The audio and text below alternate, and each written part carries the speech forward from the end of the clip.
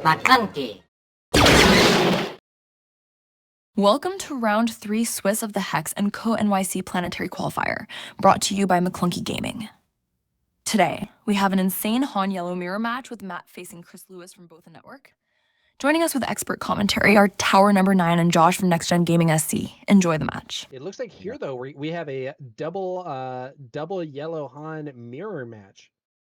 All right, so this was something that you and I, Tower, we saw this in Atlanta a few weekends ago. In fact, we had a Han Yellow mirror match for the finals at the 2K event in Atlanta. So, we're going to get to see it again here today. And, I think you did make a great point about, comparing Kylo to Sabine, and Sabine definitely has to play a bit more, play the control role, especially early in that game, and it feels similar into these Han Yellow decks. It's another match where Sabine has to control those early ground units because Han can just outrace her because of one of the most important cards for Han, that Cunning.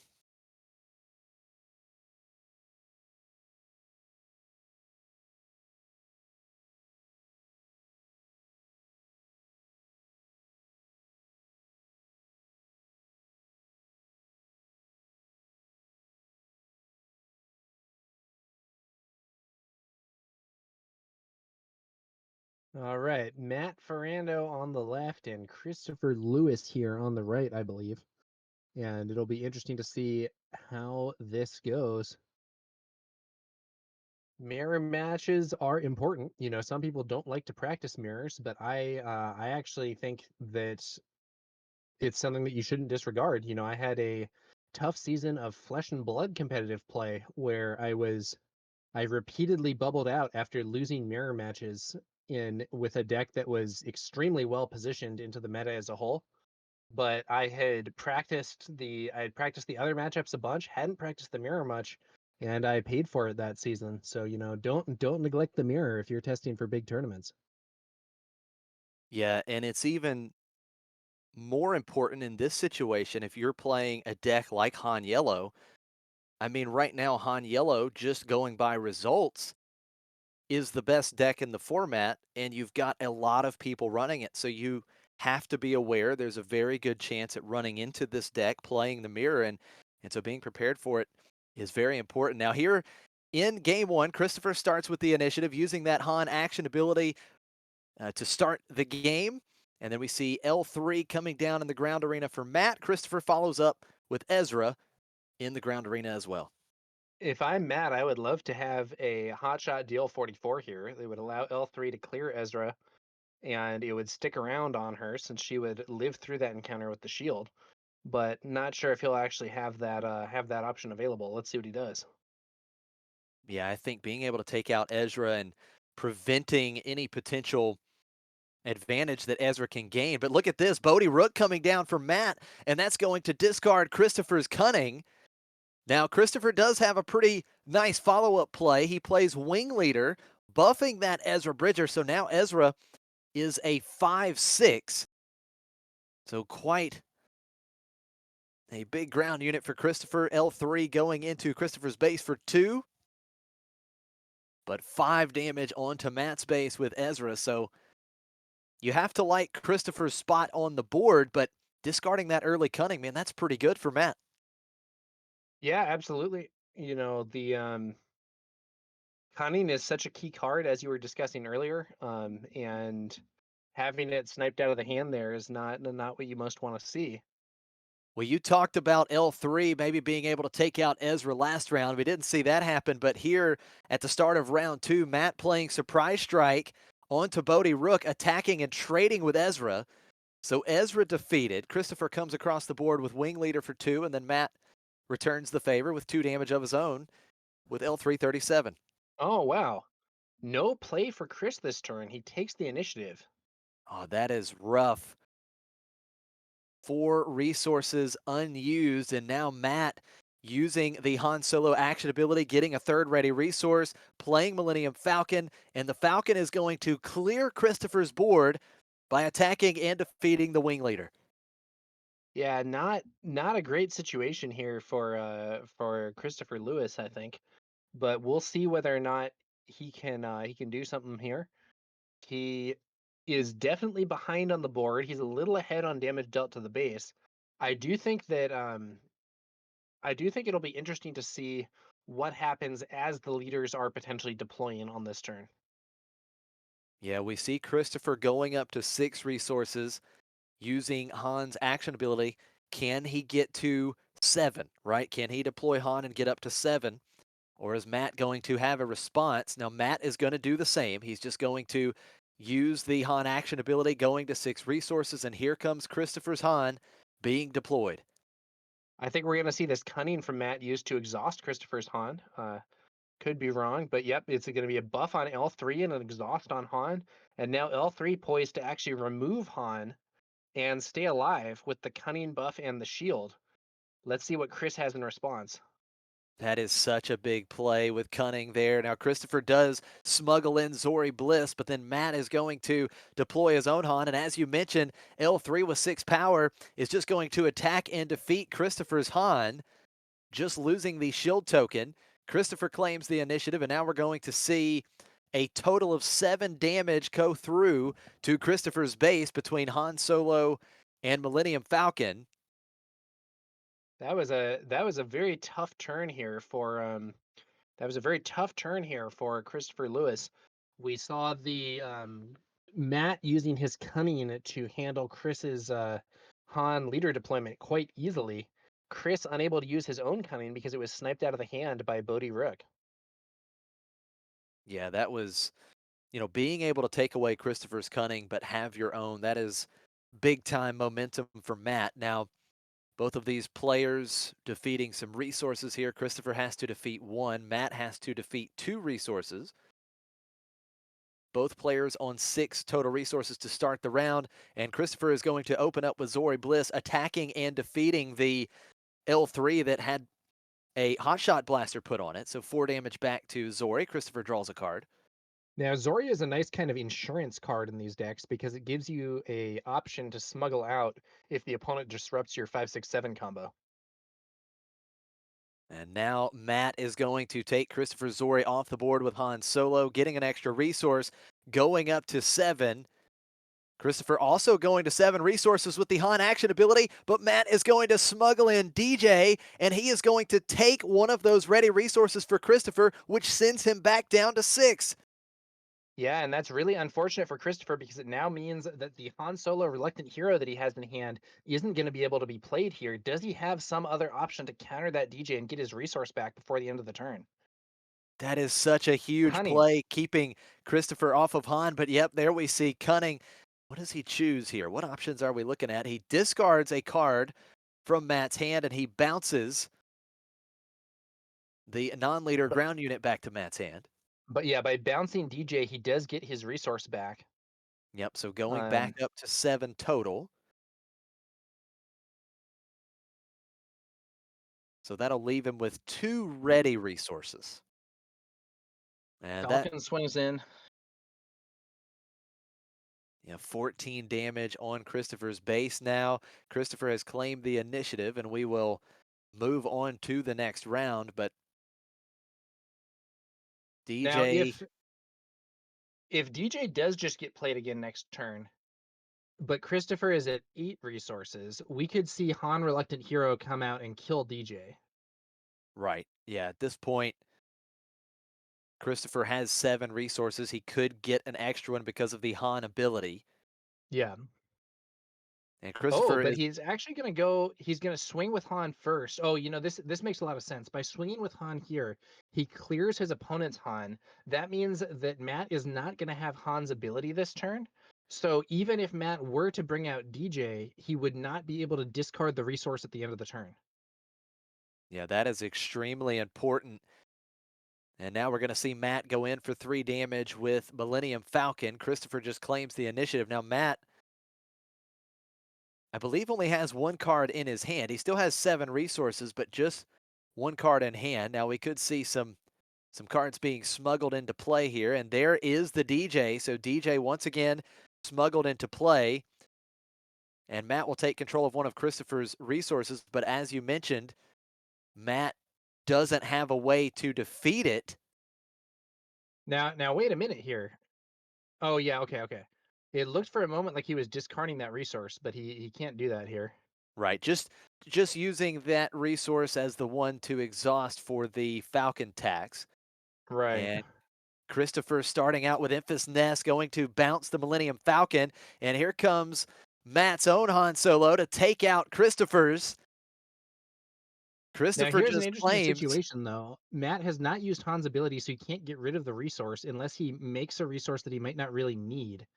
But he does opt to do that just so that he can discard his opponent's resource and avoid Chris getting it back by getting rid of that DJ. That's interesting. yeah, interesting play for sure. Burning a card just to make sure you get rid of Christopher's resource permanently. Now, Christopher will take the first action, and he's got another Han Solo taking out Matt's Han. So they're trading 7-cost Han Solos here, back and forth.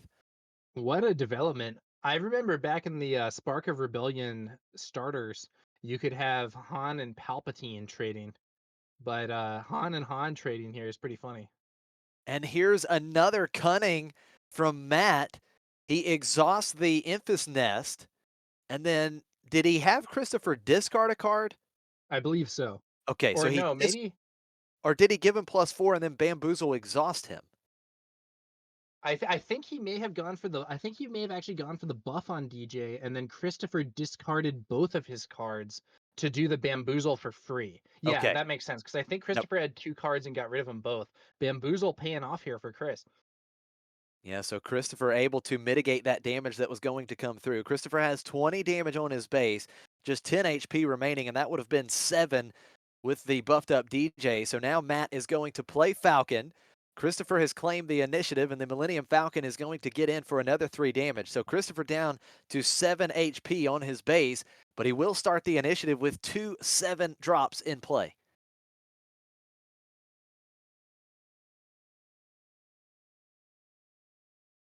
Interesting scenario. Christopher is low on base HP here, and that Falcon is a potential issue.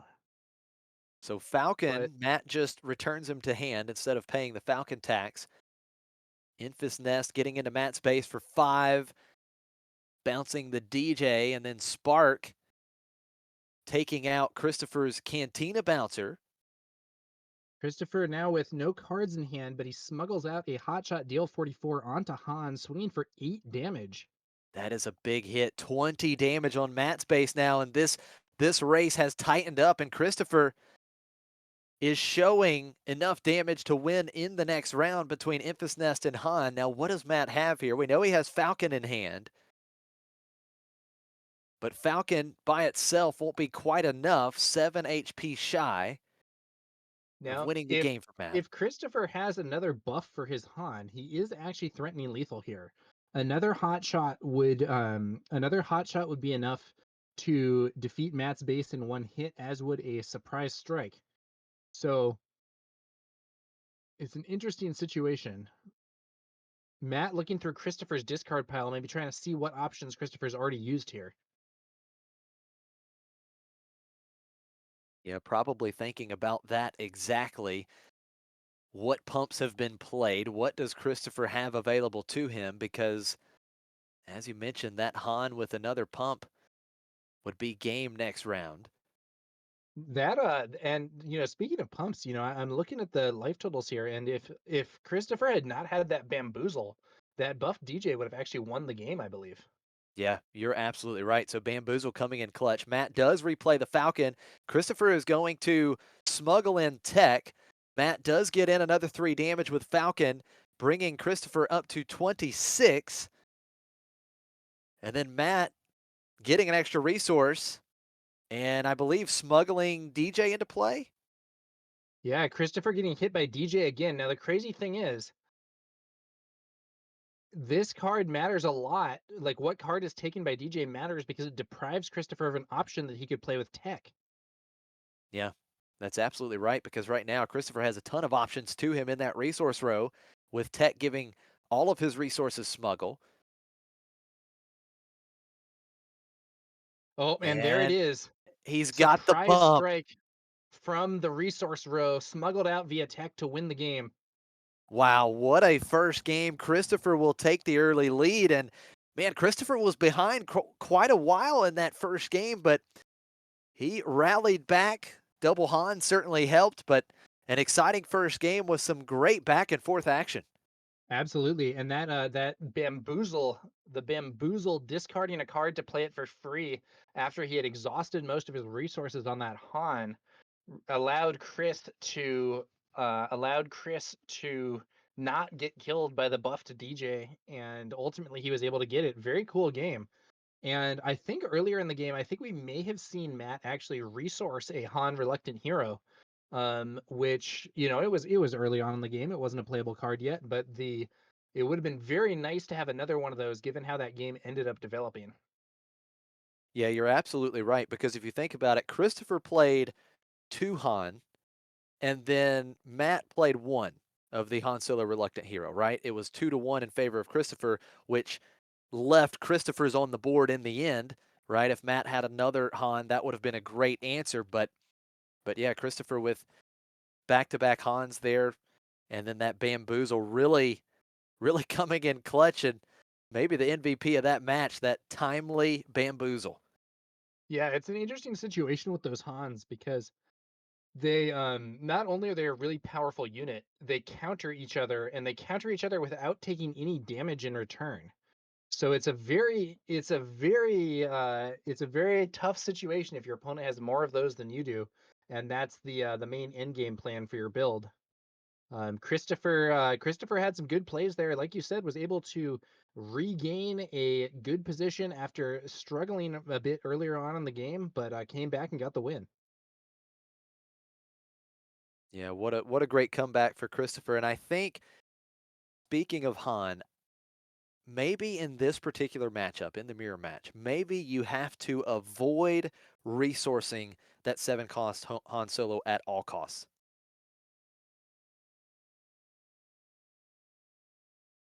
Because I feel like it's just so important here. And if your opponent is able to get the edge over you with Han, it can be very tough to deal with, and that's what we saw in that first game for Matt.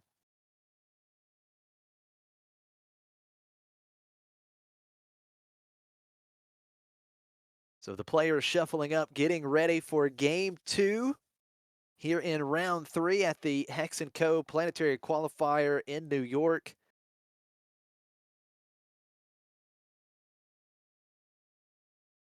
This match certainly has not disappointed so far. Look forward to seeing how things continue to play out. 2 great Han Yellow pilots with some great counterplay in that first game. We'll see how game 2 plays out. Matt will start this second game with the initiative. One very relevant thing about Han is that because his ability takes an action to use, it does create a lot of situations where even if you have the initiative at first, you might end up giving it away if you're using that Han ability to make that temporary resource and play something a little more powerful than you would be normally. Right. Yep. You get to essentially ramp into something, but you do, pay to do that, right? You're going to lose the initiative very likely, and you're also giving up a card to do that. So it does come at a price. But clearly, as the results have shown so far, not enough of a price to keep Han from doing some big things. Yeah, it's Han has ended up being a very powerful leader. Now, there are some people who claim that anything that gives you extra resources or gets around the resource curve normally is like just guaranteed to be broken. But I think it is worth noting that we have several other leaders that can get a resource advantage one way or another, and they are not all like really top tier competitors. We're not seeing Count Dooku taking over all these events or Jabba the Hutt, both of whom have their own abilities that allow you to play things ahead of the curve. Yes, On that the is other a hand, great point. Han 1 here is doing very well. Boba Fett had an ability that allowed you to ready some resources. He's doing very well. I haven't seen very many people playing young Han these days, but his own discount ability is convenient. I think he might suffer a little bit with all the Tarkentown decks that we were seeing recently. Yeah, I think that's probably a very big reason why the Han 2 decks have kind of went dormant. Now this is interesting. No turn one plays from either player. Yeah, both players mulliganed, and neither player opting to play a card on Look at turn that one. hand. Wow, my goodness. Is it Christopher 3 Lewis Han has Solo? three. Yeah, he has all three copies of Han Solo Reluctant Hero just sitting in his hand. And if you look at Matt's hand, he's got 2 of them. This is going to be absolutely insane here in a couple rounds. I think both of these players might have seen the effects of Han Reluctant Hero in the previous game and thought that's a card that I really want to have. So Christopher keeping three of them and not resourcing them, just maybe because that card can be so important. Yeah, I think you're absolutely right. Now, early in this round, Bodie Rook striking first here in game 2. 3 damage to Christopher's base. Christopher playing Ezra Bridger, his first unit of game 2. And now we're going to see qi'ra. Now, what, I mean, what's the call here? Do you call Han? I mean, It's kind of a weird situation. You might actually call like Cunning or something. The thing right. about calling Han is like by the time that the opponent could play Han, Kira might be dead anyway. I don't know. On the other hand, like it's plausible that Christopher could hit the 5, 6, 7 and play Han next turn. So saying Han isn't totally crazy. It'll be interesting to see. I guess the problem is, Christopher, not only does he have the 7 cost Han units, he also has Infus Nest in his hand, so he could still have a big 5, 6, 7 play, even if the Han was temporarily shut off.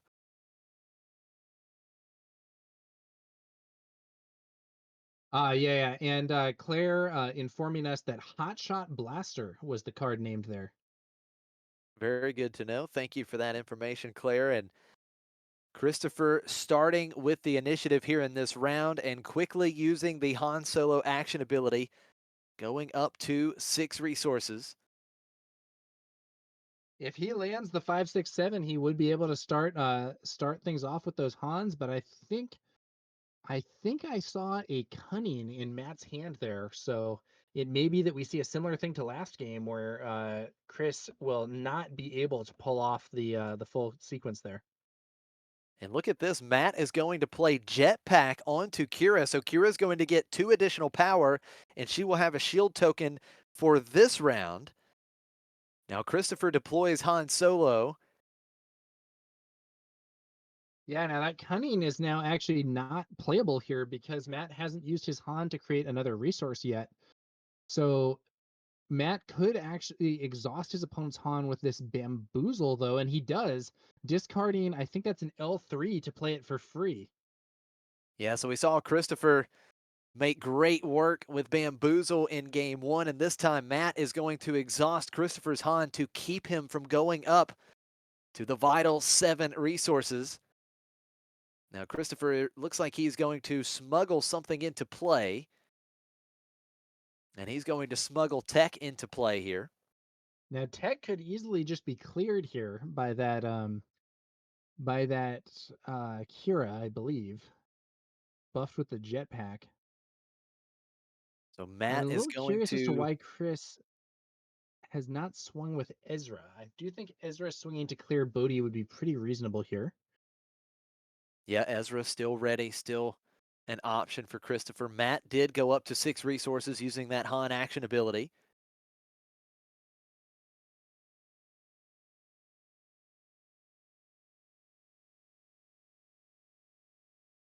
And I believe, did Christopher pass or did he claim? I'm not sure. I don't know why he would not swing with. I don't know why he would not swing with Ezra. It's possible what he's doing here is he is representing a surprise strike against that Han with Ezra. I don't Well, even know if he actually has it or if it's a bluffing tactic or what. But it looks like Cunning used random discard, knocks out one of the copies of Han, and the other effect is to bounce Ezra. okay, so yeah, Ezra not going to be used here in this round. And at that point, I think Christopher just claimed the initiative And now we see Matt Yeah, no, bringing out Matt Han. still has a lot of power on the board here. He still has Bodhi, he has his own Han, and he has that buffed qi'ra. Qi'ra takes out Tech. The other two take out Han. So Matt controlling the board here, and him discarding one of Christopher's Han Solos mean it's 2-2, right? Because now we know that Matt had 2 in his hand at one point, unless And he's resourced them. He's resourced them. Okay, so did he resource both of them? That's yeah, surprising yeah, to me. I just saw 2 in the resource row. Oh, he's got all He has 3 in the all three resource in the row. resource row. Oh, that's tough. Now he could still play those if he gets tech in play, but earlier we were discussing how players might want to preserve those because they're so important here, and Matt has not done that evidently. Now Chris could potentially bring out a one of those Hans and kill either his opponent's Han or kill this buffed qi'ra. Someone in chat asks, shouldn't Han have 4 damage? Yes, that's correct. They put 3 damage on Han, but it should be 4. Hopefully that will not end up mattering. So Christopher opening up this round using that Han action ability again. So going up to 7 resources, and we know that Christopher has some 7 cost units ready. Yeah, I think very good chance that it's going to be Han Reluctant Hero here. This A seems little like a risky in some ways because if you do bring out Han Reluctant Hero, and your opponent has gone up to 7 resources, they can answer with their own one. Oh, that's an interesting idea. Gamorrean guards here. yeah. So the Gamorrean guards gives Matt a Sentinel unit in the ground arena. So if the Han Reluctant Hero is played here, it would just have to attack and defeat the guards, and that is what Christopher is going to do. So Han is ambushing and defeating the Gamorrean guards. Now Matt could trade his units here for the Han if he wanted to, but it looks like he's going to be pushing damage to the base instead. Does he have a hotshot blaster to allow qi'ra to trade with Han directly? No, it's just going to be more damage pushed to the base here by Matt, and that does mean that Christopher's Han is going to get another chance to swing. Yeah, that Han Solo is causing problems. And again, Matt has none available to him. They're all in his resource row, so he doesn't have that great answer of playing his own Han and defeating Christopher's, as we saw those back and forth attacks with the Han Solo Reluctant Hero in game 1. Yeah, now it is possible that he could bring out tech and therefore get access to the Hans that he resourced, but that would also require his opponent not clearing tech, so it's not guaranteed. It'll be interesting to see how this goes. So Han Solo on Christopher's side of the table is going to attack and defeat qi'ra. So now Christopher can play Hotshot Blaster at normal cost, no longer has the Yep. increase. Not sure that he wants to do that right here, but he has the option now.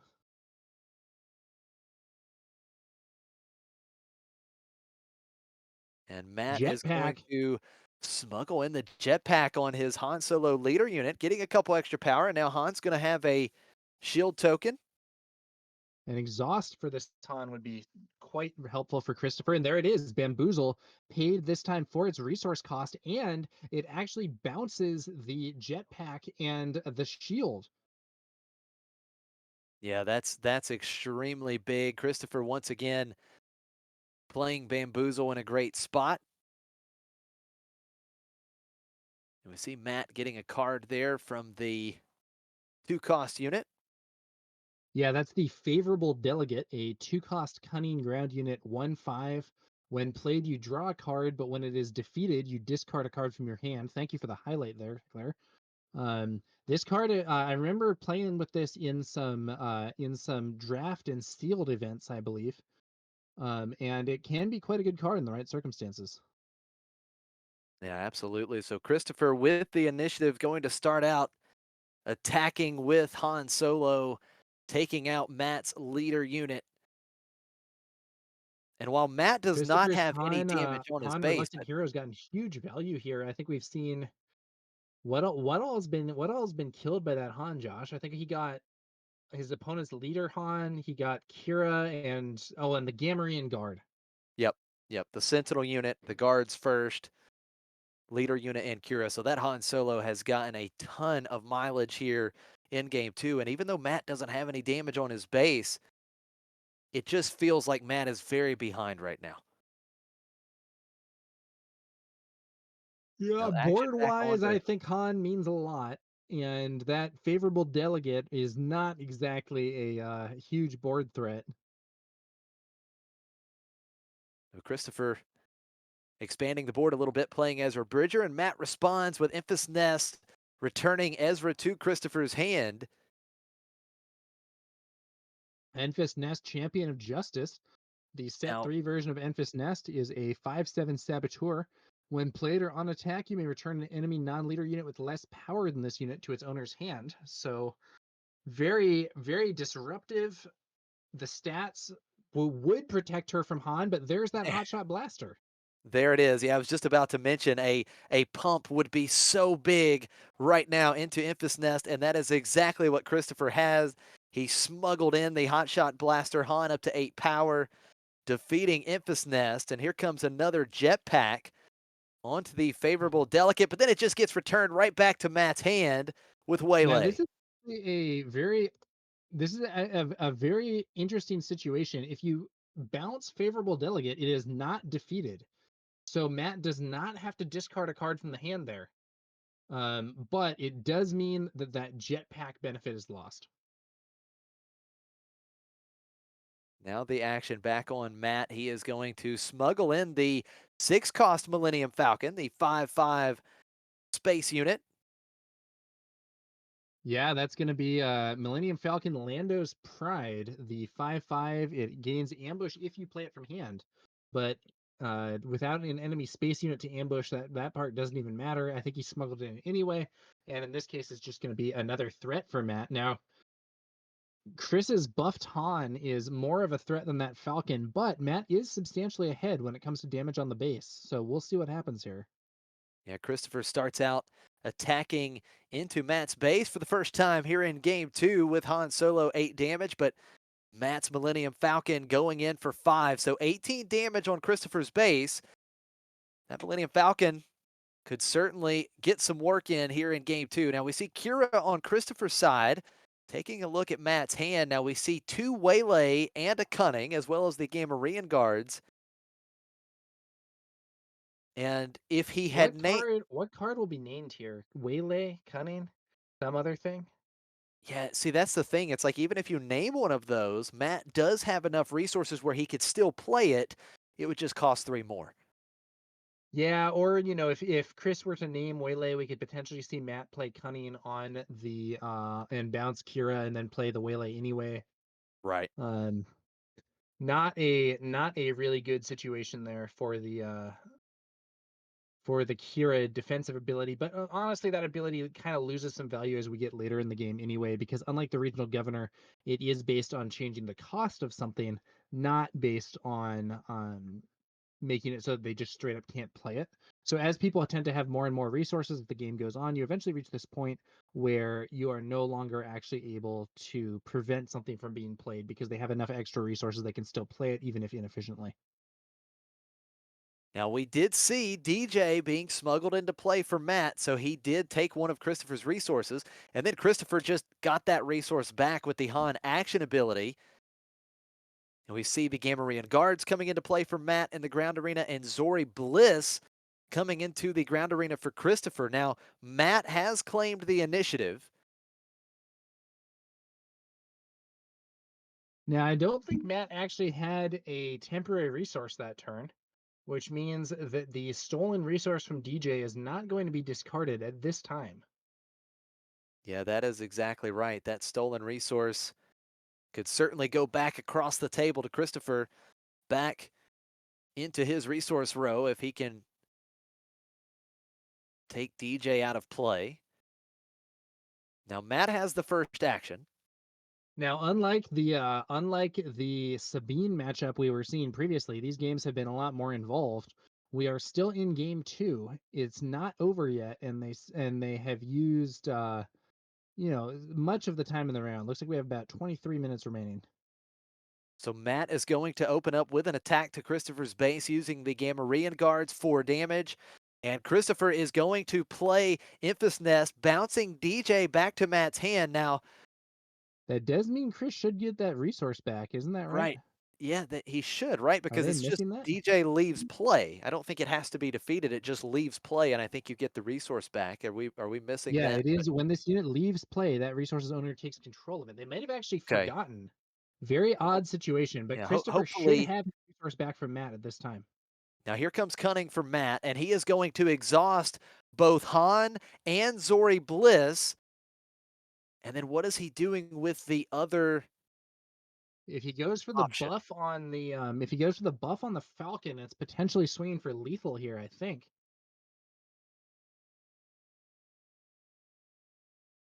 And he's going to But he bounce the doesn't. qi'ra. He Okay.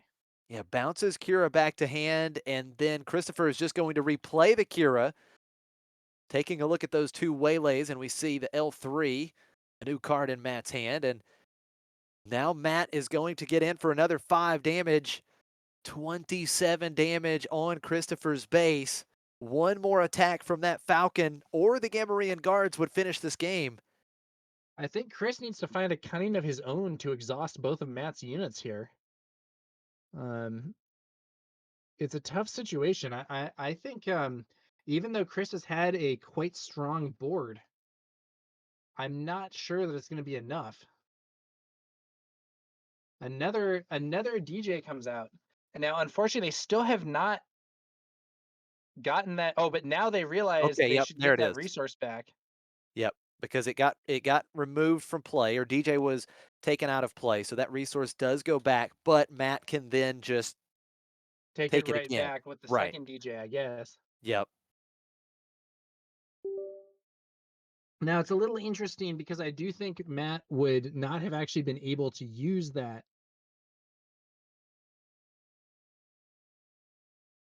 Now he does still have 2 ready resources, so he would have had enough resources to still play it, correct?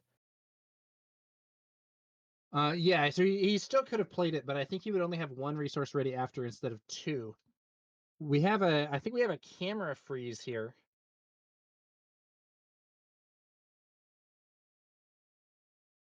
Yeah, and then Muppeteers in chat saying, I think the footage froze. Yeah, hopefully, I believe Claire is on that. Hopefully, it will be resolved shortly. There is an unfortunate chance, I think, that we're gonna miss the end of game two thanks to the frozen camera as things are getting close to the finish line here, but we'll have to see what happens. Sometimes there are some technical issues, and big shout out to Titanic and to Claire for setting up the event and making this all possible, and going and dealing with the camera issues, which I think is going on right now. Yeah, I think that's a very accurate comment that we just see in chat. The suspense is real because my goodness, what a game this has been. And, you know, I'm assuming after that DJ gets smuggled in, the DJ comes back into play, that Christopher probably just has to claim the initiative there. And then as you mentioned, he he's looking for cunning, right? Because you have to have cunning at that point to now stop all 3 of Matt's units, because any attack from one of those units on Matt's board finishes the game with Christopher at 27 damage on. Red Hood Greenville suggests you guys just make up how it ends. Um, you know, I not sure we're gonna be spinning a tail there, but it looks like okay, it looks like it did end, and it looks like the players are shuffling for the next round, which means that Matt won, because if Chris won, it would just be over. So they're gonna Yeah. have a maybe bit of a rushed game three. We do see the players, I think, shuffling pretty quickly here, maybe aware of the time pressure with about 19 minutes left as they prepare to start the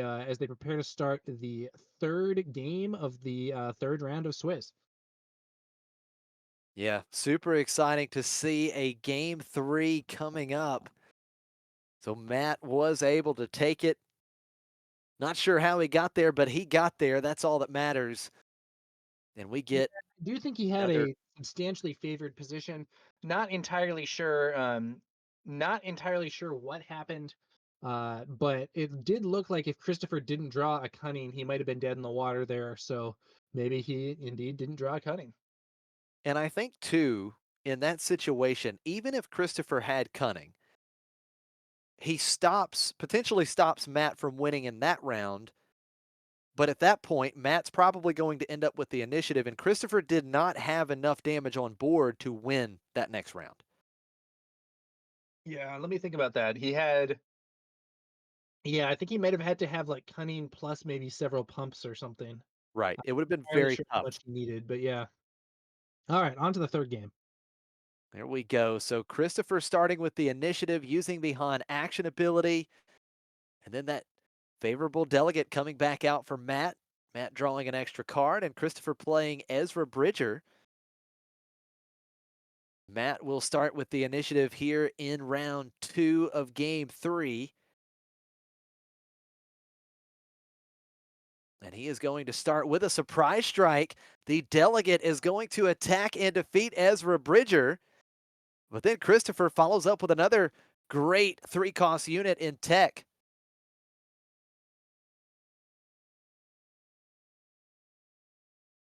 Matt, thinking about what card to make a temporary resource with. It looked like he was going to make a temporary resource, but he might be reconsidering that. I'm not entirely sure. Yeah, Yep. maybe he now is just going to take the initiative instead. Yep. So Matt will have the initiative once again. Does he have a response to tech? Or could we see that tech DJ combo for the second time on stream here in 3 rounds?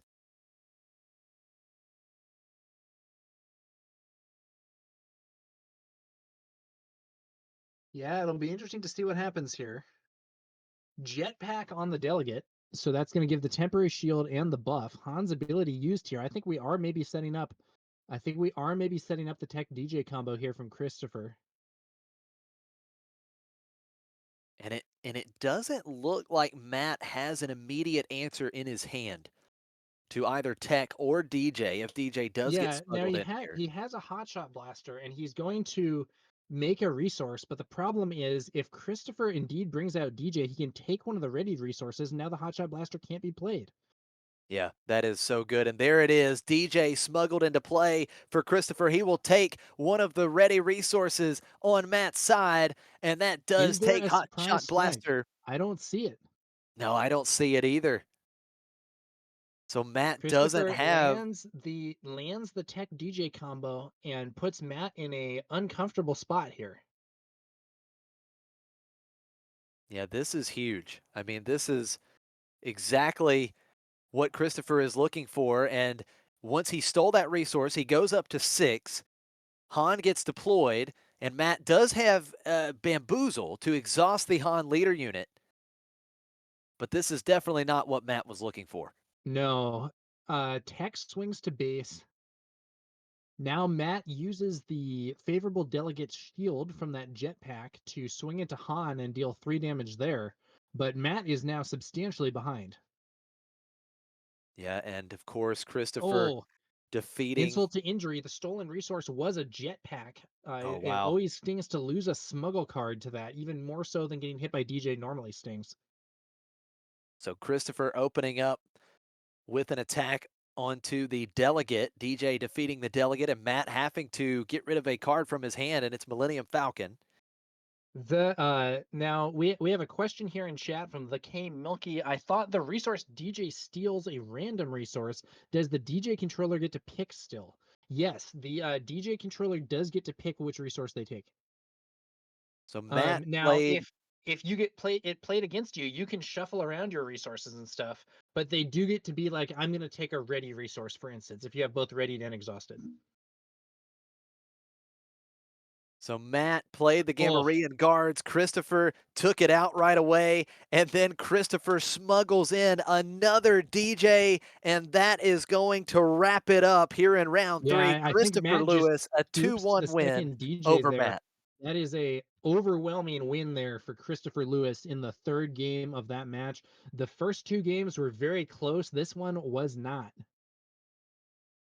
Yeah, this game 3, absolutely a blowout in favor of Christopher. We didn't see any of the tech DJ shenanigans going on in the first couple games, but it comes into play here in game 3, and it comes into play in a very big way. Absolutely. You know, we did see some DJ plays, but they were not the super accelerated early tech DJ combo thing. And that combo brought Christopher Lewis to a quick win. Thanks for watching and supporting Maclunky Gaming. Don't forget to like and subscribe. See you next time.